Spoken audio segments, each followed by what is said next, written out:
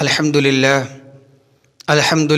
وکفى وسلام علی عباده الذین اصطفى اما بعد فاعوذ باللہ من الشیطان الرجیم بسم اللہ الرحمن الرحیم والذین جاہدوا فینا لنہدینہم سبلنا وان اللہ لمع المحسنین۔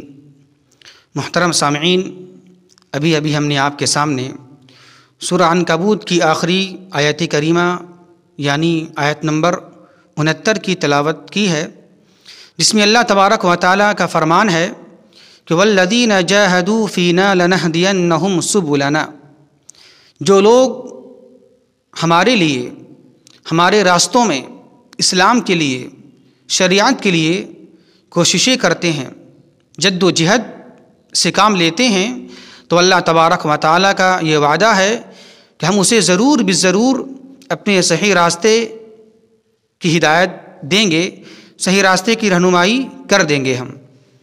محترم سامعین، اس دنیا کے اندر سب سے بڑی نعمت اسلام ہے، نعمت دین ہے۔ صحیح دین کا مل جانا اس دنیا کے اندر بہت بڑی دولت ہے اور بہت بڑی نعمت ہے، اور یہی وجہ ہے کہ اب دیکھیں گے آپ کہ ایک مصلی، ایک نماز پڑھنے والا ہر نماز کے اندر میں ایک دعا مانگتا ہے، کیا؟ اہدنا الصراط المستقیم، اہدنا الصراط المستقیم، اہدنا الصراط المستقیم۔ ہر نماز میں، چاہے وہ نماز فرض ہو یا نفل ہو، ہر نماز کے اندر میں اللہ تبارک و تعالیٰ نے اپنے نبی کریم صلی اللہ علیہ وسلم کے ذریعے سے یہ اعلان کروا دیا کہ کوئی بھی نماز سورہ فاتحہ کے بغیر نہیں ہو پائے گی۔ تو ہدایت کی دولت اور نعمت، اسلام کی نعمت بہت بڑی نعمت ہے اور بہت بڑی دولت ہے، لیکن یہ دولت سب کو حاصل نہیں ہوتی ہے، اور یہ نعمت سب کو حاصل نہیں ہوتی ہے، بلکہ اسے حاصل ہوتی ہے جو اس کی تلاش میں، اس کی جستجو میں، اس کا شوق، اس کا طلب اپنے اندر رکھتے ہیں۔ جو اس کے اندر شوق ہی نہ ہو، طلب نہ ہو، جستجو نہ ہو، حق کو پانے کی اس کے اندر ایک ولولہ نہ ہو، ذوق نہ ہو، تو اللہ تبارک و تعالیٰ اسے ہدایت سے نہیں نوازتا ہے۔ اور یہی قاعدہ اور یہی اصول اللہ تبارک و تعالیٰ نے اس آیت کریمہ کے اندر بیان فرمایا ہے، والذین جاہدوا فینا لنہدینہم سبلنا، کہ جو لوگ ہمارے دین کے لیے ہماری خاطر کوششیں کرتے ہیں، جد و جہد کرتے ہیں، تو ہم اسے ضرور بالضرور سیدھے راستے دکھا دیں گے اور سیدھے راستے کی رہنمائی کریں گے ہم۔ محترم سامعین، میں اس آیت کریمہ کے پس منظر میں اپنا واقعہ بیان کرنا چاہتا ہوں کہ میں اہل حدیث کیسے ہوا، یا پھر یوں کہہ لیجیے آپ دوسرے لفظوں میں کہ میں اہل حق کی جماعت میں کیسے داخل ہوا۔ بہت سارے ہمارے دوست احباب ہیں جو ہم سے یہ پوچھتے ہیں کہ مولانا ذرا بتائیں آپ کہ آپ کیسے بدلے ہیں، آپ کے تو پورے خاندان والے، پورے بڑے آپ کے خاندان میں لوگ پیدا ہوئے ہیں، اور جناب عبداللطیف رحمہ اللہ ہمارے جو پردادا ہیں، گیا شہر میں ہمارا خاندان ہے۔ اللہ بہت بڑے عالم تھے اپنے وقت کے، سارے گیا شہر میں ان کے چاہنے والے لوگ ہیں۔ تو لوگوں نے یہ کہا کہ آپ کے خاندان میں تو سب لوگ مقلدین احناف ہیں، لیکن آپ کیسے ہو گئے، ذرا بتائیں آپ۔ یہ چاہتا ہوں کہ اس کے ذریعے سے سارے لوگ میری بات کو سنیں اور سمجھیں، اور میں یہ اپنا واقعہ اس لیے بیان کر رہا ہوں، اس لیے بیان نہیں کر رہا ہوں تاکہ ہمارے اس واقعے کو سن کر لوگ ہدایت یافتہ ہو جائیں اور ہمارا یہ بیان اور ہمارا یہ نقل کرنا ہدایت کا ذریعہ بن جائے۔ نہیں، ایسے نہیں ہے، بلکہ ہدایت کا ذریعہ قرآن و حدیث ہے، اور ہدایت اللہ کے ہاتھ میں ہے۔ بلکہ ہمارا بیان کرنے کا مقصد صرف اتنا ہی ہے تاکہ لوگ ہمارا بیان کو سن کر، ہمارے واقعے کو سن کر ان کے اندر ایک ہمت افزائی ہو، ایک ہمت کا موقع ملے، اور انہیں اپنے قدم کو آگے بڑھانے کا موقع ملے، اور ان کے اندر ایک تحقیق کا، جستجو کا طلب اور شوق پیدا ہو۔ بس اتنا ہی ہمارا بیان کرنے کا مقصد ہے، ورنہ کچھ بھی نہیں ہے کہ لوگ ہماری بات کو مان لیں یا فوراً اپنے مذہب کو چھوڑ دیں یا دشمنی کر لیں اپنے خاندان سے۔ نہیں، بلکہ مقصد یہ ہے کہ بس آپ تحقیق کریں، جستجو کریں، سمجھیں، سوچیں کہ ہمارا دین کیا ہے، اسلام کیا ہے، شریعت کسے کہتے ہیں۔ یہ ہمارا بیان کرنے کا مقصد ہے۔ تو آئیے مختصر طور پر میں اپنا واقعہ بیان کر رہا ہوں۔ دیکھیں آپ محترم سامعین، تقریباً غالباً یہ 2009 کی بات ہے. میں حافظ قرآن اور قاری بننے کے بعد ہمارے والد صاحب، ہمارے والد محترم جناب حافظ عبدالتواب حفظہ اللہ و تولی، جو گیا شہر کے ایک محلے میں نادرہ گنج ایک محلہ ہے گیا شہر کا، وہاں الحمدللہ سابق امام و خطیب رہ چکے ہیں. تقریباً انہوں نے اس مسجد میں 30 یا 35 سال اس فریضے کو انجام دیا ہے. تو میں حافظ قرآن اور قاری قرآن بننے کے بعد ہمارے والد صاحب نے عربی تعلیم حاصل کرنے کے لیے مجھے داخلہ کرا دیا. یو پی کا ایک شہر ہے آپ کا بھدوئی، اس میں ہمارا داخلہ کرا دیا. تو میں وہاں 3 سال میں نے تعلیم حاصل کی. دوم سوم چہارم یعنی عربی دوم، عربی سوم، عربی چہارم کی تعلیم میں نے حاصل کی. تو کچھ اس طرح ہمارے ساتھ واقعہ پیش آیا کہ عربی دوم یعنی 1 سال پڑھ لینے کے بعد جب دوسرا سال شروع ہوا عربی سوم کا، تو اس میں نئے بچے ایڈمیشن کے لیے آتے ہیں، داخلہ لینے کے لیے آتے ہیں. تو انہی بچوں میں سے ایک بچہ آیا، ایک لڑکا، بلکہ ہم سے بڑے وہ تھے، ہم سے سینئر تھے. تو میں تو چونکہ پہلے وہاں پرانا ہو چکا تھا، 1 سال ہمارا وہاں گزر چکا تھا. تو جب نئے بچے آئے تو کچھ بچے ایسے آئے جو لیٹ سے آئے، کافی بچے فل ہو گئے تھے، داخلہ سب کو ہو گیا تھا. آخر میں ایک بچہ، ایک بڑا لڑکا جو ہم سے بڑے تھے عمر میں، وہ آئے اور ان کا داخلہ ہو گیا. تو داخلہ ہو گیا تو انہوں نے ہم سے ملاقات کی، اتفاق سے ملاقات ہو گئی، اور انہوں نے یہ کہا کہ دیکھیں آپ محترم عمر غزالی صاحب، کہ میں تو بعد میں آیا ہوں، مجھے جگہ ملی نہیں ہے، تو مجھے جگہ کی سخت ضرورت ہے، مجھے اپنے سامان وغیرہ رکھنا ہے. تو میں وہاں پرانا تھا چونکہ، تو میں نے ان محترم کو جن کا نام محبوب تھا، میں نے ان کا سامان وغیرہ رکھوا دیا کہیں اچھی جگہ، میں نے سیٹنگ کرا دیا. چونکہ میں پرانا تھا وہاں پر اس مدرسے کے اندر میں، تو میں نے ان کی جگہ سیٹنگ کرا دی اور رکھا دی ان کے سامان وغیرہ کو. تو انہوں نے میرا شکریہ ادا کیا، اور اس طرح ایک تعلقات، ایک ذریعہ ہو گیا تعلقات کا، بات چیت کرنے کا. تو یہ سلسلہ پھر وہاں سے شروع ہو گیا، بات چیت کرنے کا، ساتھ میں رہنے کا. چونکہ انہوں نے مجھے ایک سمجھا کہ بڑا خیرخواہ ہمارے ہیں، انہوں نے مجھے جگہ دلا دی ہے. تو انہوں نے اسی بنیاد پر ایک دوستی قائم ہو گئی، جانا آنا ان کے پاس ہوا. چونکہ ہم سے وہ سینئر بھی تھے اور ہم سے بڑے بھی تھے وہ، تو اور ہم سے وہ کلاس ان کا اونچا تھا. تقریباً وہ لگتا ہے کہ وہ عربی چہارم میں وہ پڑھ رہے تھے. اس وقت میں عربی دوم کے اندر تھا، ہمارے وہ 2 کلاس ہم سے وہ آگے تھے. تو بات چیت یوں ہی ہوتی رہی، چلتی رہی، بات چیت ہوتی رہی. لیکن تو ایک وقت ایسا آیا، ایک نماز پڑھتے ہوئے میں نے انہیں دیکھا کہ نماز کی حالت میں وہ رفع دین کر رہے ہیں. تو اب تک انہوں نے مجھے چھیڑا نہیں تھا، اب تک یہ نہیں کہا انہوں نے مجھے کہ آپ یہ ایسا کرو ویسا کرو، نہیں. انہوں نے مجھے آج تک، ابھی تک یہ بات نہیں کہی تھی کہ میں اہل حدیث ہوں. اور آپ یقین کریں کہ میں اس سے پہلے اہل حدیث کا لفظ جانتا ہی بھی نہیں تھا کہ اہل حدیث کا لفظ کیا ہوتا ہے، اہل حدیث جماعت دنیا میں ہے یا نہیں ہے. میں واللہ میں جانتا نہیں تھا، اب تک میں جانتا نہیں تھا واللہ. تو میں ایک بار دیکھا اپنے ساتھی کو، محبوب عالم کو، کہ وہ نماز میں رفع دین کر رہے ہیں.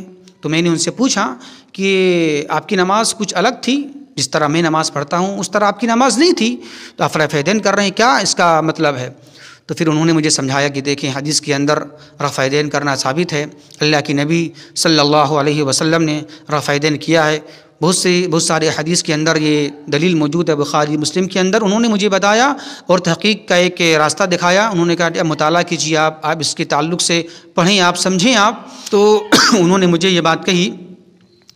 تو تب سے ایک ان سے بات چیت کرنے کا سلسلہ شروع ہو گیا، ان سے ملنا جلنا، بات چیت کرنا سلسلہ شروع ہو گیا. لیکن اور یہاں پر ایک بات میں آپ کو بتا دوں، میں متعصب نہیں تھا. میں اس وقت بھی متعصب اور ضدی ہٹ دھرم نہیں تھا کہ دیکھو اہل حدیث ہے، یہ بندہ تو اہل حدیث ہے، اس طرح کر رہا ہے اور میں تو اس طرح نہیں کرتا ہوں، میرے باپ دادا خاندان لوگ اس طرح کا عمل نہیں کرتے ہیں، تو میں اس کو بات کو نہیں مانوں گا. نہیں، الحمدللہ میں شروع سے ضدی ہٹ دھرم متعصب نہیں رہا. تو انہوں نے کہا کہ آپ تحقیق کیجئے، اس کا مطالعہ کریں آپ. تو دھیرے دھیرے الحمدللہ ان سے بات چیت ہونے لگی، قریب سے قریب تر ہونے لگے میں. تو بات چیت اور زیادہ ہونے لگی اور ہر چیز پر بات چیت ہونے لگی کہ ایسا ہے ویسا ہے، شریعت میں ایسا ہے ویسا ہے. تو انہوں نے کیا کیا، جب تعلقات زیادہ قریب ہو گئے ان سے ہمارا، تو انہوں نے مجھے وہیں پر ایک محلہ تھا، مجھے وہ لے گئے اپنے محلے میں، اور وہ محلہ اہل حدیث جماعت کے محلے تھے وہ.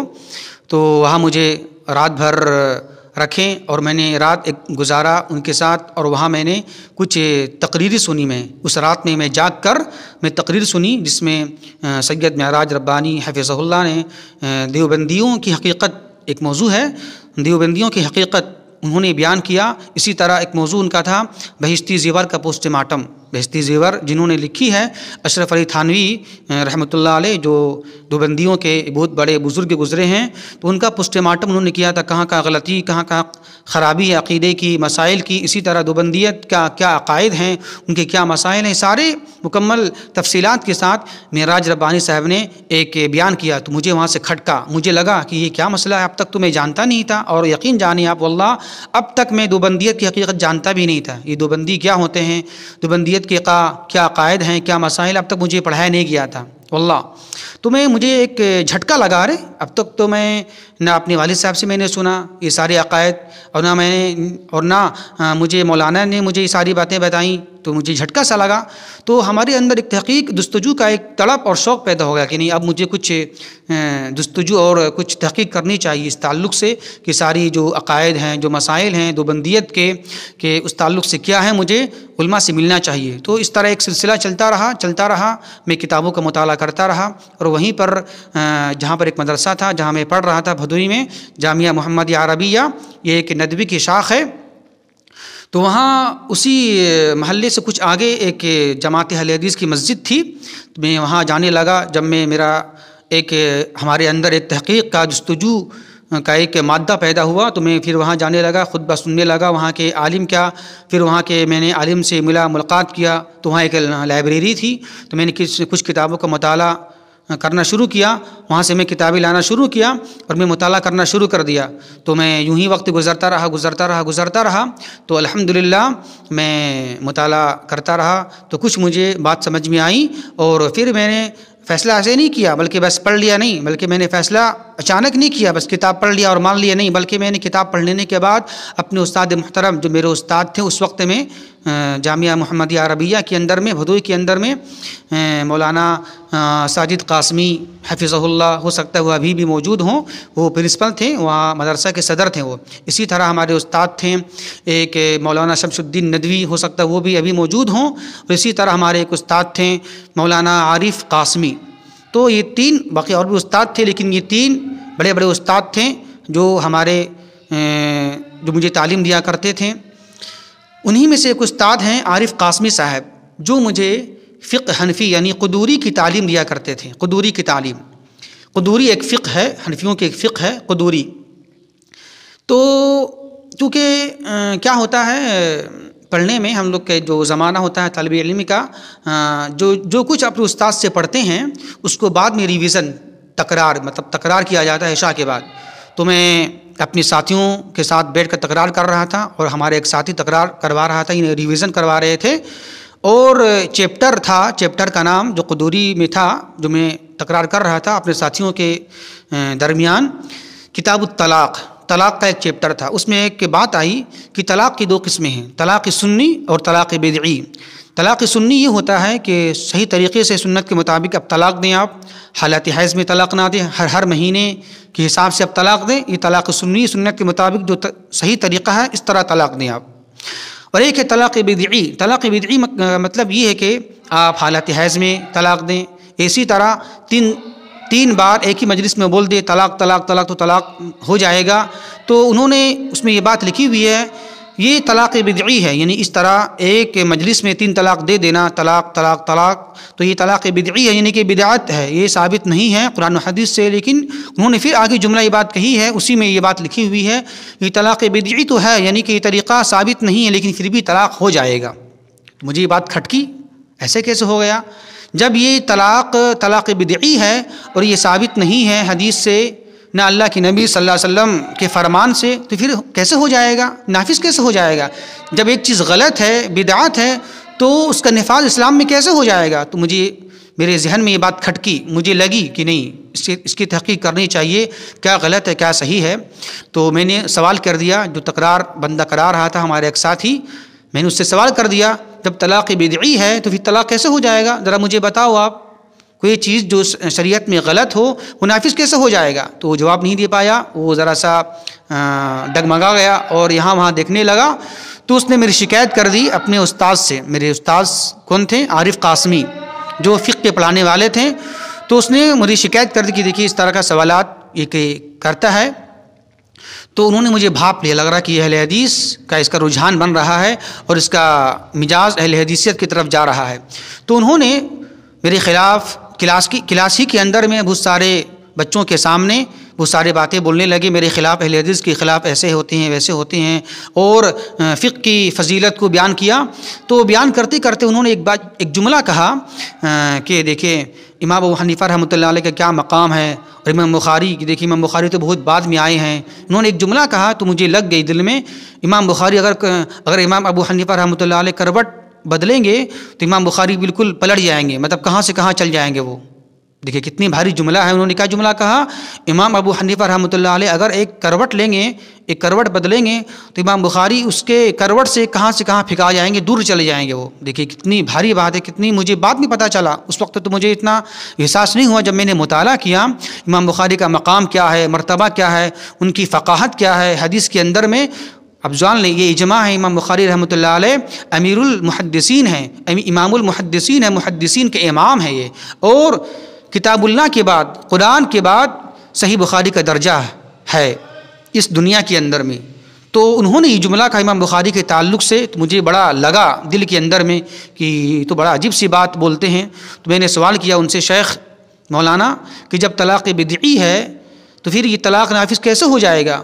تو انہوں نے نہیں سمجھایا اور یہاں وہاں کی بات کرنے لگے۔ تو پھر میں کلاس ختم ہونے کے بعد ان کے روم میں گیا اور یہ کہا کہ مولانا مجھے کچھ سمجھنا ہے آپ سے، ہمارے کچھ سوالات ہیں، کچھ اعتراضات ہیں مولانا عارف قاسمی صاحب سے۔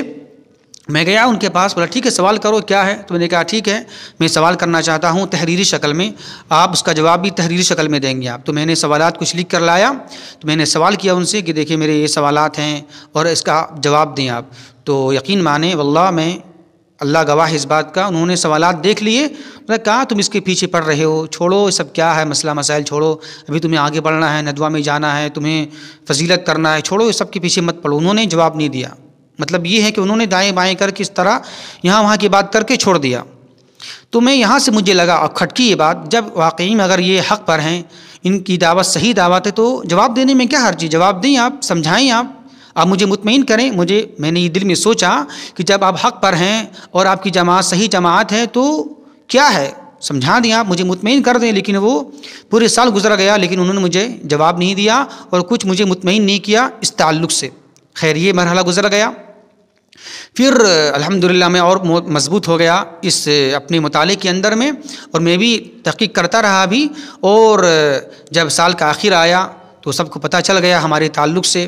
تو ہمارے ایک دوست نے، وہی محبوب عالم صاحب نے یہ کہا کہ دیکھیں آپ کہ الحمدللہ آپ اتنے وقت گزار چکے ہیں، آپ نے مطالعہ کر لیا ہے رفع یدین کے تعلق سے، اگر آپ کو واقعی میں نبی سے محبت ہے، صحیح محبت ہے، سچی محبت ہے، تو آپ اپنے جو جانا ہے اس پر عمل کرنا شروع کر دیں۔ آپ محبت، نبی سے محبت کا مطلب یہ ہے کہ نبی کی اتباع کریں۔ مجھے بات دل میں لگ گئی، بالکل بات صحیح ہے آپ کی۔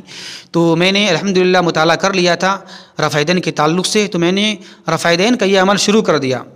شروع میں ذرا کھٹکا، ذرا سا مجھے ایک عجیب سا محسوس ہوا، لیکن میں نے پھر ایک دو بار چھوڑا، پھر میں نے شروع کر دیا الحمدللہ، اب تک یہ جاری ہے وساری ہے۔ تو اس طرح ہمارے ساتھ معاملات پیش آئیں اور میں نے وہاں رفع یدین کا عمل شروع کر دیا۔ جب شروع کر دیا بالکل یہ ظاہر ہو گیا، سب کے سامنے یہ بات بالکل عیاں ہو گئی اور سارے لوگ جان گئے، جو لوگ اب تک ہماری بات چھپی ہوئی تھی، ہمارا عقائد چھپے ہوئے تھے اہل حدیث کے تعلق سے، اب تک یہ بات ظاہر ہو گئی اور سب لوگ جان چکے ہیں کہ یہ بندہ جو ہے عمر غزالی اہل حدیث ہو چکا ہے۔ اس کے ذریعے سے سارے استاد، سارے بچے جان گئے۔ تو جب جان گئے تو اس کا ریئیکشن کیا ہوا؟ اس کا ریئیکشن یہ ہوا کہ ہمارے جو استاد تھے، جو وہاں کے پرنسپل صدر صاحب مولانا ساجد ندوی صاحب، انہوں نے بڑا سختی کی ہمارے تعلق سے، بہت سختی کیا اور جبر ظلم کیا، یہاں تک انہوں نے یہ کہا، جملہ کہا کہ آئندہ مت آنا یہاں پڑھنے کے لیے، اہل حدیث، اہل خبیث، اس طرح کے باتیں بولنے لگے وہ، اور تانا دینے لگے، لان تان کرنے لگے، بڑا بنا ہے اہل حدیث بننے کے لیے، بڑا بنا ہے اپنے آپ کو سمجھنے اور جانکار، اس طرح لان تان کرنے لگے اور جبر ظلم کا سلسلہ شروع ہو گیا اور یہ کہا کہ آئندہ یہاں پڑھنے مت آنا. تو میں مطالعہ کرتا رہا اور میں جب یہ سال ختم ہو گیا تو میں پھر وہاں پڑھنے نہیں گیا. پھر اس کے بعد میں جب یہ جان گیا کہ یہ راستہ مجھے صحیح نہیں لگا اور مجھے وہاں کے اپنے استاد نے مجھے مطمئن نہیں کیا تو میں نے راستہ اپنا رخ بدل لیا. پھر میں وہاں سے نکلنے کے بعد جامعہ سلفیہ کی ایک شاخ ہے آپ کا گوپال گنج کے اندر، پھر میں وہاں داخلہ لینے کے لیے گیا. اور اس وقت میرے والد صاحب اب تک دو بندی تھے اور امام و خطیب تھے اس وقت میں. تو چونکہ بڑا مسئلہ مشکل تھا ہمارے لیے قدم اٹھانا، تو کسی طرح میں داخلہ لیا آپ کا جامعہ سلفیہ کی شاخ میں، اور میں نے اپنے والد صاحب سے منوا لیا یہ بات کہ میں وہاں پڑھوں گا، یہاں نہیں پڑھوں گا میں. تو خیر میں پڑھتا رہا الحمدللہ. پھر میں اسی دوران پڑھنے کے دوران ہی جب میں چھٹیوں میں اپنے والد صاحب کے پاس آیا تو میرے والد صاحب ابھی تک وہ مقلد تھے، اور تو انہوں نے یہ جب بھی میں آتا چھٹی میں ان کے پاس تو بحث مباحثہ ہوتا تکرار ہوتا، سمجھیں، اس طرح بات ہوتی رہتی اپنے والد صاحب سے. تو ہمارے والد صاحب نے ایک چٹھی لکھ کے دی. گیا شہر میں ایک امام و خطیب ہیں کریم گنج میں، تو وہاں کے امام و خطیب تھے مولانا اسماعیل قاسمی صاحب. تو انہوں نے میرے والد صاحب نے ایک چٹھی میں لکھ کے دی کہ میں اپنے بیٹے کو بھیج رہا ہوں، یہ غیر مقلد ہو گئے ہیں، یہ ذرا سا راستے سے ہٹ گئے ہیں، بھگ گئے ہیں، انہیں ذرا سا آپ سمجھا دیجیے، انہیں ذرا سا آپ سمجھائیں آپ، چونکہ وہ عالم تھے. تو میں اپنے والد صاحب کا چٹھی خط لے کر گیا مغرب کی نماز پڑھی میں نے ان کے پیچھے، اور میں نے اسماعیل قاسمی صاحب کو میں نے یہ چٹھی دیا کہ میرے والد صاحب نے چٹھی دیا ہے، پڑھ لیجیے میرے تعلق سے. تو انہوں نے پڑھا، بلکہ یہ مسئلہ ہے، اور ہاں یہ مسئلہ ہے. تو میں مغرب بعد صحن میں، مسجد کافی بڑی تھی، میں صحن میں بیٹھ گیا مغرب کے بعد. انہوں نے سوال کیا، بتائیں کیا مسئلہ آپ کا ہے. تو میں نے یہ کہا کہ میرے والد صاحب نے یہ چٹھی دی ہے اور یہ کہا ہے کہ جا کے اس سے سمجھیں. تو میں غیر مقلد ہو گیا ہوں، میں پہلے مقلد تھا، اب میں اہل حدیث ہو گیا ہوں، غیر مقلد ہو گیا ہوں. تب مجھے سمجھائیں آپ، دلیل دیں کہ تقلید کرنا اسلام میں ہے یا نہیں ہے. میں ابو حنیفہ رحمۃ اللہ علیہ کی تقلید نہیں کرتا ہوں، میں بس اتباع کرتا ہوں، میں قرآن و حدیث کی اتباع کرتا ہوں میں، اور یہ میں اس کا قائل ہوں. اب مجھے تقلید کرنا ہے یا نہیں کرنا ہے، اب مجھے اس کی دلیل دیں آپ. تو یقین جانے واللہ مغرب سے عشاء ہو گیا، یہاں وہاں کی بات کرنے لگے وہ، اور یہاں وہاں کی باتیں شروع کر دیں کہ تو انہوں نے مجھے مطمئن نہیں کیا. وہاں بھی میں گیا اپنے آپ کا جواب لینے کے لیے، تو انہوں نے بھی مجھے مطمئن نہیں کیا، اور یہاں وہاں کی بات بولنے لگے، لان تان کرنے لگے، اور مجھے کیا بہت ساری باتیں لفاظی کرنے لگے کہ تم اپنے باپ کے بیٹا ہو، اس کی دلیل کیا ہے مجھے ذرا دو. تو مجھے یہ بات لگی دل میں کہ دیکھو عالم ہیں، خود کو عالم بولتے ہیں، لیکن دیکھیں کس طرح کی بات کرتے ہیں یہ کہ تم اپنے بیٹا ہو باپ کی، اس کے دلیل لے کر آؤ، اس کے دلیل کیا ہے. دیکھیں آپ اس طرح کی باتیں یہ سارے لوگ کرتے ہیں. تو مجھے دل میں لگی یہ باتیں کہ دیکھیں آپ ایک عالم دین کے منہ سے، زبان سے یہ اس طرح کی باتیں شیوا دیتا نہیں ہے. تو خیر ایک 1.5 گھنٹہ 2 گھنٹہ ہم نے ان سے ایک مناظرہ کیا، بات چیت کی، تبادلہ خیال کیا، یہاں تک کہ سارے لوگ جمع ہو گئے. مغرب سے عشاء کے درمیان سارے لوگ جمع ہو گئے اور سارے لوگوں نے میری بات سنی. تو خیر یہ ہوا کہ مولانا بھی مجھے مطمئن نہیں کر پائیں اور مجھے سختی سے پیش آئیں اور لفاظی لان تان کرنا شروع کر دیے. یہ واقعہ ہوا. پھر اسی طرح کا ایک واقعہ پیش آیا. پھر میرے والد صاحب نے یعنی کہ مجھے جواب دلوانے کے لیے اور مجھے مطمئن کرنے کے لیے میرے ایک استاذ ہیں قاری غضنفر قاسمی، وہ گیا شہر کا ایک محلہ ہے وائٹ ہاؤس، اس میں ایک مدرسہ ہے ام القریٰ، میں وہاں پڑھ چکا ہوں، میں وہاں دور کر چکا ہوں، دورہ قرآن مجید کا میں دورہ وہاں کر چکا ہوں. تو میرے والد مجھے اپنے استاذ کے پاس لے گئے سمجھانے کے لیے. تو میں جیسے ان کے پاس گیا اور میرے والد صاحب نے یہ کہا کہ دیکھیں یہ غیر مقلد بن گیا ہے، اہل حدیث بن گیا ہے، اس کو ذرا سمجھائیں آپ. تو جیسے ہی انہوں نے میرے تعلق سے بات سنی کہ یہ غیر مقلد ہو گیا ہے، ویسے ہی غصہ ہو گئے، یہ پاگل ہے، اسے نکال دیجئے، یہ کیا سمجھے گا، اسلام کیا ہے، یہ کیا ہے، وہ کیا ہے، اس طرح کی باتیں وہ بنانے لگے میرے تعلق سے کہ پاگل بن گیا ہے، کچھ سمجھے گا نہیں، جتنا سمجھا دیں گے سمجھے گا نہیں یہ. تو اس طرح کی باتیں وہ کرنے لگے. تو میں نے کہا شیخ محترم قاری صاحب کہ اس طرح کی باتیں چھوڑیں اور میں جو سمجھنا چاہ رہا ہوں مجھے سمجھائیں آپ کہ یہ بتائیں آپ توحید کیا ہوتی ہے، توحید کی دعوت کیا ہے اور شریعت کیا، مجھے ذرا سمجھائیں آپ. تقلید میرے بہت سارے سوالات کیے ہیں اپنے قاری صاحب کے سامنے، سوالات کو رکھا، مجھے ذرا سمجھا دیجیے آپ اور مجھے مطمئن کر دیجیے آپ کہ کیا غلط ہے کیا صحیح ہے، تقلید کیا ہے، تقلید کرنا ہے کہ نہیں کرنا ہے، توحید کیا ہوتی ہے، ذرا سمجھائیں آپ. تو یقین مانیے اللہ انہوں نے مجھے سوال کا جواب نہیں دیا اور مطمئن نہیں کیا، اور اس طرح وہ بھی لان تان کرتے رہیں، پاگل ہے، یہ ہے، ایسا ہے، ویسا ہے، اس کو لی جائیے یہاں سے، میں اس سے بات نہیں کروں گا، اس طرح کی باتیں وہ بولنے لگے۔ تو مجھے دل میں یہ بات لگی یہاں بھی کہ دیکھیں میں جتنے کے پاس جا رہا ہوں سب کا حال وہی ہے، سب لوگ جواب دیتے نہیں ہیں، اور سب کا طریقہ یہی رہا ہے کہ سب لوگ مجھ پر لان تان کرتے رہیں، کوئی مجھے سوالات کا جواب نہیں دیے، اور میرے سوالات پر مجھے مطمئن نہیں کیا اب تک کسی بھی عالم نے۔ اس طرح اس کے بعد بھی سلسلہ جاری رہا لوگوں سے سوالات کرنے کا، سمجھنے کا، لیکن بالآخر وہی مسئلہ پیش آیا کہ لوگوں نے مجھے مطمئن نہیں کیا اور لان تان کرنا شروع کر دیا۔ یہ کہا کہ آپ کے خاندان میں بڑے بڑے عالم ہیں، ایسے ہیں ویسے ہیں، آپ نے کس طرح چھوڑ دیا؟ میں نے کہا دیکھیے سب سے بڑے عالم اور رہبر جناب محمد الرسول اللہ صلی اللہ علیہ وسلم ہیں، ان کی بات کو ماننا ہے۔ خیر اس طرح کی باتیں ہونے لگی تو رفتہ میں پڑھتا رہا، اور میرا داخلہ ہو گیا آپ کا جامعہ سلفیہ بنارس کی شاخ میں۔ پھر اس طرح میں وہاں سے بڑھ کر پھر میں جامعہ سلفیہ بنارس میں گیا، پھر وہاں میں نے فراغت حاصل کی الحمدللہ۔ اب ہمارے والد صاحب بھی الحمدللہ ہماری دعوت کی برکت سے اور اللہ کی ایک ہدایت ہے، اللہ نے ہدایت دیا تو الحمدللہ وہ بھی ہو چکے ہیں الحمدللہ۔ بہت بڑی خوشی کی بات ہے کہ میرے والد صاحب بھی اہل الحدیث ماشاءاللہ ہو چکے ہیں، اسی طرح میری والدہ محترمہ بھی ماشاءاللہ اہل حدیث ہو چکی ہیں، اور ہماری دعوت کی برکت سے اور اللہ کی فضل و کرم سے الحمدللہ وہ سیدھے راستے پر آ گئے ہیں۔ تو اس طرح کی ہمارا ایک واقعہ ہے، ہمارا ایک گزرا ہے ہمارے ساتھ، جو معاملات پیش آئے ہیں وہ واقعہ ہم نے آپ کے سامنے بیان کر دیا۔ اور ابھی بھی ہمارے کچھ بہت سے لوگ، بلکہ ہمارے ابھی بھی پورا خاندان ہمارا مقلد ہے، اور حنفی لوگ ہیں، ہمارے سارے پورے خاندان کے ماننے والے لوگ، اور ایسی بات نہیں ہے، ہمارے خاندان کے اندر بھی عالم ہیں، علماء ہیں، تو لیکن وہی مسئلہ ہے اپنی ضدی ہر دھرمی، اور میں لوگوں کو اپنے اس عمل سے اور اپنے اس واقعے سے میں لوگوں کو یہ کہنا چاہ رہا ہوں اور کہنا چاہوں گا کہ دیکھیں آپ، اتباع ہمیں اللہ تبارک و تعالیٰ نے اور اللہ کے نبی صلی اللہ علیہ وسلم نے قرآن و حدیث کی اتباع کا مکلف کیا ہے، نہ کہ ہمیں تقلید کا مکلف کیا ہے۔ میں یہ سوال کرتا تھا اور کرتا ہوں اور کرتا رہوں گا، جو بھی حنفی بھائی ہمارے ہیں ان سے ہمارا ایک سوال ہے، کیا اللہ تبارک و تعالیٰ نے اور کیا جناب محمد الرسول اللہ صلی اللہ علیہ وسلم نے امام ابو حنیفہ رحمۃ اللہ علیہ کی تقلید کرنے کا حکم دیا ہے؟ کیا مقلد بننے کا حکم دیا ہے؟